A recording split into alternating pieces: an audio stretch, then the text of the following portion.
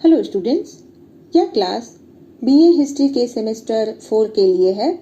आज हम history of Jharkhand से CNT एक्ट यानी छोटा नागपुर काश्तकारी अधिनियम या छोटा नागपुर टेनेंसी एक्ट को समझने का प्रयास करेंगे।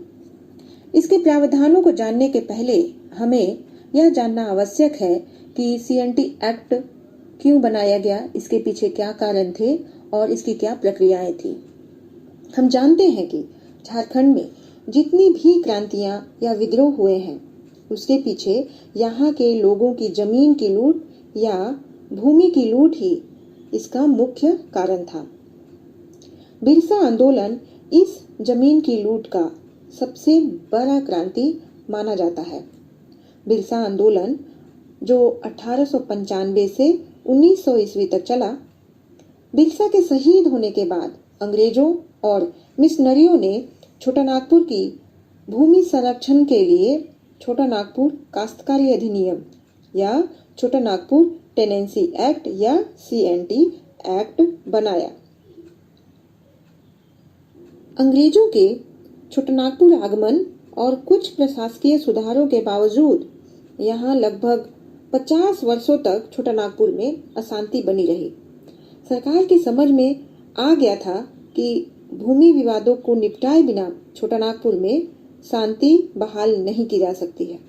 अतः 20वीं शताब्दी के आरंभ में विभिन्न जिलों में भूमि सर्वेक्षण या बंदोबस्ती का काम आरंभ हुआ, जो प्रायः 10 से 15 वर्षों तक चला और पूरा हुआ। 1908 ईस्वी के एक्ट 6 के द्वारा छोटा नागपुर काश्तकारी अधिनियम के अंतर्गत भूमि व्यवस्था को स्थायित्व प्रदान करने की कोशिश की गई। CNT एक्ट को बनाने वालों में कुछ प्रमुख अंग्रेज अधिकारी, भारतीय विद्वान और मिशनरी के लोग सम्मिलित थे, जैसे doctor Davidson, captain Depree, captain Grey, colonel E.T. Dalton तथा फादर हॉफमैन इत्यादि।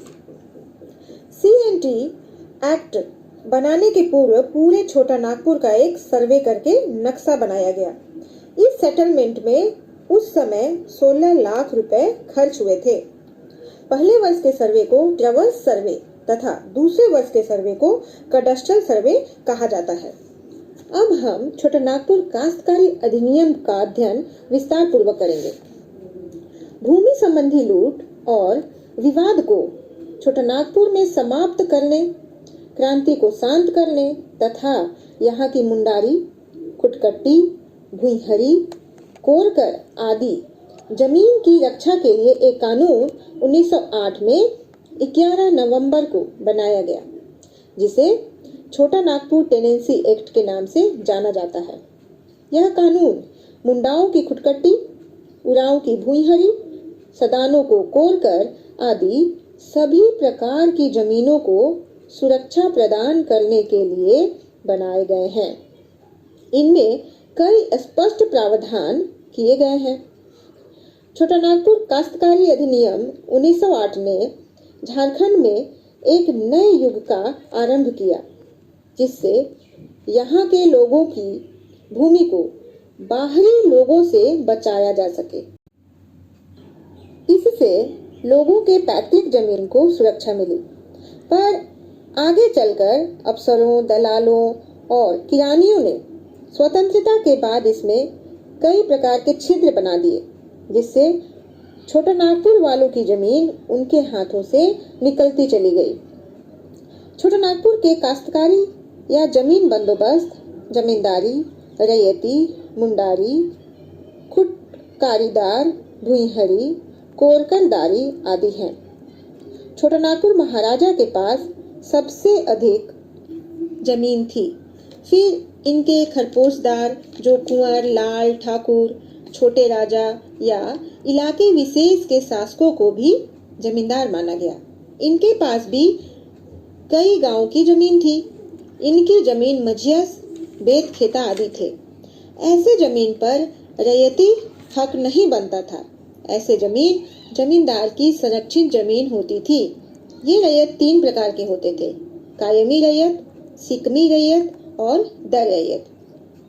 अब हम छोटा नागपुर टेनेंसी एक्ट के कुछ प्रावधान को देखते हैं। हालांकि इसके प्रावधान और भी हैं, लेकिन इनमें से कुछ मुख्य प्रावधानों को हम अध्ययन करेंगे। मुंडारी खुटकट्टीदार की जमीन की बिक्री, कब्जा, बदली, दखल तथा नीलाम नहीं हो सकती है। मुंडारी खुटकट्टीदार की जमीन पर लगान वसूली के लिए मुकदमा नहीं किया जा सकता है। कोई भी मुंडारी खुटकट्टीदार अपनी जमीन लोकहित में, धर्म कर्म में, शिक्षा हेतु, अस्पताल के लिए दान में या बिक्री जमींदार के आदेश लेकर कर सकता है। इसके लिए डिप्टी कमिश्नर की स्वीकृति और रजिस्ट्री होना आवश्यक है। खुटकट्टीदार की जमीन की मालगुजारी बढ़ाई नहीं जा सकती है तथा ऐसे जमीन की बिक्री या बदली नहीं हो सकती है। कोरकर द्वारा बनाई गई जमीन पर 4 वर्ष तक मालगुजारी नहीं लगती है। राजहंस जमीन की मालगुजारी न देने पर जमीन नीलामी में जा सकती है। मालगुजारी देने पर उसकी रसीद पाने का पूरा हक बनता है। जमींदार बिना न्यायालय के आदेश लिए मालगुजारी बढ़ा नहीं सकता है। रैयती जमीन की बदली या कब्जा, कोई भी रैयत अपनी जमीन को बिक्री, दान या बदली का पक्का बंदोबस्त नहीं करा सकता। इसके लिए डिप्टी कमिश्नर की स्वीकृति आवश्यक है। कोई भी रैयत अपनी जाति के व्यक्ति के साथ या अपने गांव के आदमी के साथ या बगल के गांव का हो तो उसे दान या बिक्री या बदली कर सकता है। कोई भी खुटकट्टीदार या भूइहर अपनी जमीन 7 वर्ष तक के लिए भुगत बंधा सकता है।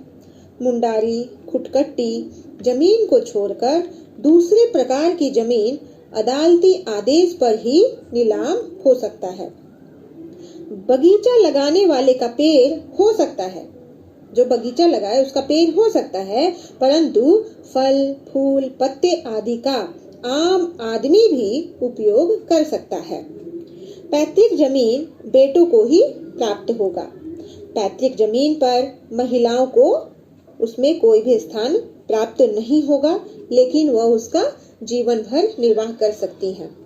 जिस खूंट या वंश की जमीन है वह खूंट से बाहर नहीं जा सकती है। इस तरह गोद लिया गया बेटा को भी खुटकट्टी जमीन का हक नहीं मिल पाता है अगर बेटा दूसरे खूंट का लड़का हो। मृत आदिवासी की जमीन जायदाद बेटों में बराबर बराबर बांट दी जाती है, लेकिन बड़े बेटों को हिस्सा में कुछ अधिक मिलता है। विधवा, परित्यक्ता या अविवाहित बेटी या बहन को जीविका के लिए हिस्सा प्राप्त होता है, पर वह उसे बेच या किसी को दे नहीं सकती है।